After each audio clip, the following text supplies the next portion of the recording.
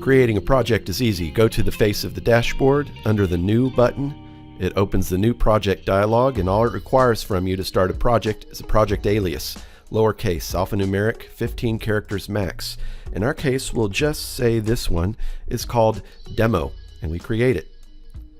Please note we've come now to the settings page by default, and it's going to ask you one thing: what is your zone? So let's select a zone. Back at the dashboard, we see that we have code rules and alignments to attend to. If we go to our alignments page, we see we've got the option to create or update via import.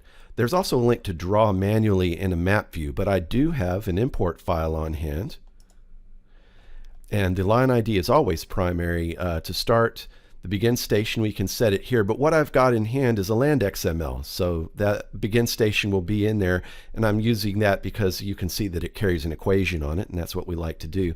If there's something different about the projection, you can set that here, reverse coordinates during import, and we've got a bunch of different flavors that we can import, and really this is just a polyline that we're looking for. Demo alignment XML, and submit it. And there's our alignment in the map, and this little pink icon is our equation, and we can see the equation listed here. And we're almost ready to work. If we head back out to the dashboard, we're going to set up our code rules.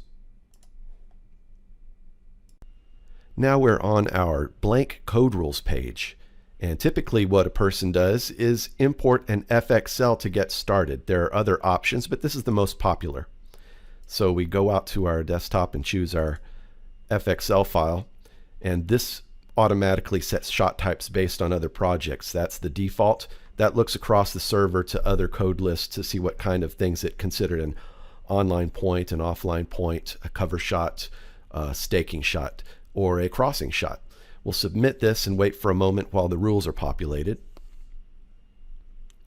And there we go. Now the system wants to know which code is the primary weld code. We'll select that. And which code do you consider the loose end? And people spell this differently in each project. That's why we have to select this. And we set the loose end. We're ready to work now. Let's head to the dashboard so we can see what it's like to process daily data.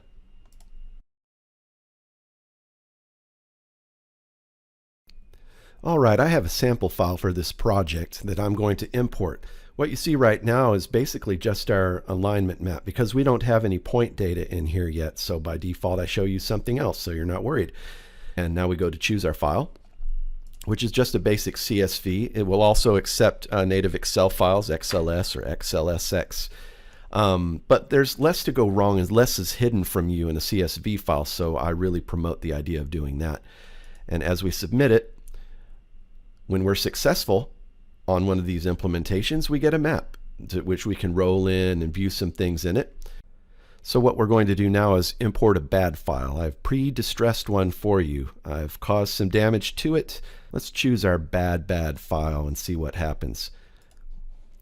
Bam. So it gives you some feedback about what is wrong with your file according to the code rules. This is your basic validations. So I've taken you to a project that already has data. We're going to run down the blue row. You can run down this row via the dashboard, but you really don't need to. You can do it from within one of the pages of the row itself.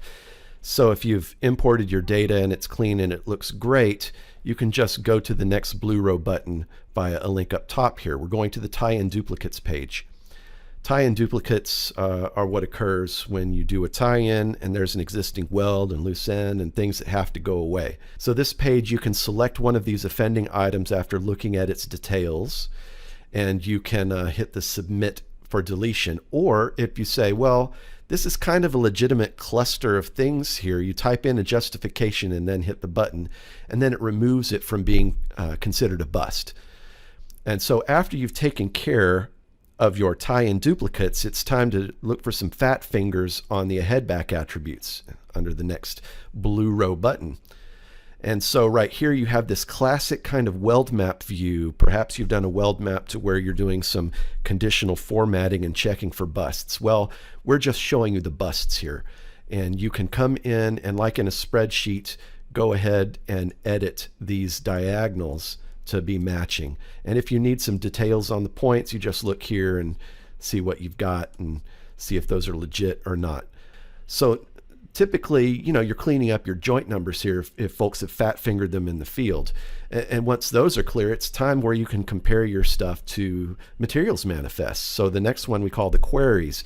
Someone has already set up in this project some queries against materials manifests, and we're showing some numbers here: the good, the busted, the not found, the good, the bad, and the ugly. So here's just a weld heat ahead check compared to a materials manifest from this project. And so we've seen we got 17 busts. If we head there, we can see these busts. And if we toggle all these guys, we can go ahead and bulk match all these points to what we find in that tally. And if some items aren't found in the tally, those get reported as well, and you can export those because maybe you're catching up on pups, or it's an incomplete tally or something, or maybe there's still some numbering issues, and you can check that here. We'll go back to the list. There's a lot of things you can do with each of these queries once they exist. These kinds of things are built out on the manifest page itself. It's a page where you can have and attach as many manifests as you like. But not only that, you can query these manifests against one another as if one manifest was an actual set of points. And that's very convenient. You can also do a live 3D inverse against a manifest. So if you've got a manifest that's showing a length column, if you build this special kind of inverse query, it goes down the line and measures all the 3D inverses of the joints and compares it what you've got in the materials. So after we fiddle around with all that, we make sure everything is consistent with the materials manifest. The next blue button that we can go to on the blue row is the on joint button. Now, on joint is interesting. There are features on a joint of pipe, like bends and other things, that sometimes they carry attributes that need to match the associated weld that was shot. And so this is where you do that. It's checking geographically downstream stuff. This one right here that's set up to check the bend heats versus the weld heats that are associated with it. This red badge indicates there are 3 busts going on there. If we go to that page, we have the option to pull up some details and pop-ups about these points. We get to, with one click, change all these heats to match whatever's on the weld. And so after we do some of that, it's natural to go to see if we've got duplicate attributes being busted. What are duplicate attributes? Things that need to be unique: X-ray numbers, joint ahead numbers, joint back numbers, things like that that should only appear one time in your data. That's what we look for here. This one's been set up with so far with a weld number to check for, a couple of busts here, and we see that a couple are listed. From this page, we can export all our selections to work on them elsewhere. We can pull up their details and edit their attributes if we need to. We can pull up a map view of the file that they came from. And there's a little approximate listing of a joint length here in case you find that useful. The next blue row button is called the begin end button. And this is typically for things like rock shield or some other item going along the pipe that has an attribute that says begin, end, begin, end, begin, end. And if any of those double up, you've got an issue. You maybe need to delete one of those guys. And that's how we flag these. And the last blue row button is the validate button. It says everything looks good. Well, why do we need a validate button on the end of that? Because sometimes in the middle of your project, some guy in charge has gone in and massaged the code rules. You've got a new FXL. You've got some new validations from the client that are tightened up a little bit. And so any data that exists in the project, we can run that same validation that's happened on import on all the data in the project to see if anything changed midstream.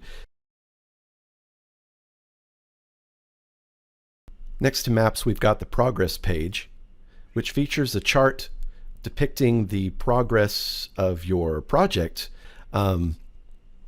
Down here, you'll see that we've got some percentages of baseline coverage.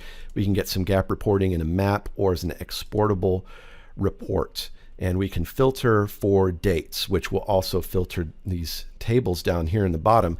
If you have spreads set up in your alignments, then each spread is going to have its own data coverage and percentages. And from the dashboard, we've got a button for the calendar view, and I'm showing a calendar view here. It depicts your files, and if you click one of these guys here, you're going to see that file view. If you want to see your files in the classic list method, this file list will get you that. We've got a couple of interesting reports in the profile view. Now up top you see kind of a typical profile chart, but for more detail we have some reports down here that are very handy. This cover report is mainly to check for cover busts, and next to that you've got a hydro report. Another handy thing, especially for your mapping department, is the transitions page, to where you can select a combination of materials and export all the points where these materials change as you proceed down the pipeline. And perhaps the burning question now, the last topic, is what kind of deliverables can I get out of Data Halo? And it's just a matter of file types. So the first file type we're going to be concerned with is the CSV, because it's the most basic file type and everything will eat a CSV. And so what we see here is a configurable CSV. This area here, we can add and remove various columns and we can drag their order around. The other flavor typically that folks will like if they're survey oriented is the tabbed Excel file. This is a native Excel SX, and we've got tabbed by line. Now tabbed by line means we can have as many pipelines as you like in a project, and we haven't gone over that here, but if you get a trial, definitely you'll want to try that out, doing some gathering system or dual line or things of that nature. And this first selection is a classic weld map, to where all your online points are in one tab, or if you've got multi-lines, each one of those pipelines is lined up there in its own tab. And then your offline style points and your cover and those things, they get their own tab in the back, and behind that is a nice legend for what the attributes mean by attribute number. Then we've got these next selections, which are layered spreadsheets, to where each tab is a feature. Welds on one tab, bends on another, natural grounds on another, and everything that exists gets its own tab. If we come back out, we can see that we've got a KMZ button sitting here all by itself. That may be bundled later into the other exports, but a lot of times there are folks who really aren't down in the weeds. They want to see something in Google Earth, right? When we come back out, we'll go to the exports again, and we can also configure a shapefile for export. So we have a couple of other kinds of exports that are linear. And under here, this tab, the as-built lines, these indicate in the maps, the lines you see chained up, anything that's kind of connected for quality control. You can download those things. It saves you a lot of time if you have the system draw it for you. And the two selections we have are 3D DXF lines, pull that into CAD, and the SHP joints, and where each joint segment has its own tabular data, and including a 3D inverse that takes into account any zigs or zags on there if it's got bends or other kinds of things happening on it.